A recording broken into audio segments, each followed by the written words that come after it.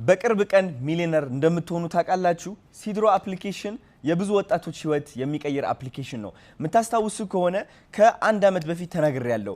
በቅርብ ቀን ላምበርጊኒ የሚያስመጡት ሰዎች ቲክቶከሮች ይሆናሉ ብዬ ተናግሬ ነበር። እንግዲህ ተሳስቻለሁ። ቲክቶከሮች አይደሉም የሚሆኑት።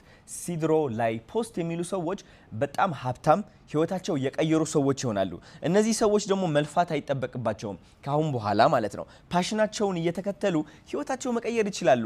ኩኪንግ ሾው መጀመር ትችላላችሁ፣ ዳንሲንግ መጀመር ትችላላችሁ፣ ድራማ መስራት ትችላላችሁ፣ ታሪክ መናገር ትችላላችሁ።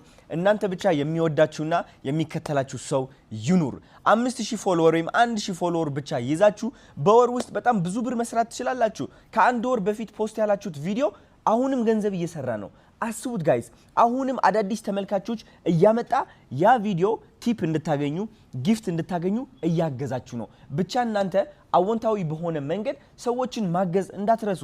ምክር ምከሩ፣ ሰዎችን አስቁ፣ አስደስቱ፣ ጓደኛ ፍጠሩ። ስለዚህ ሲድሮ አፕ ዳውንሎድ ማድረግ እንዳትረሱ።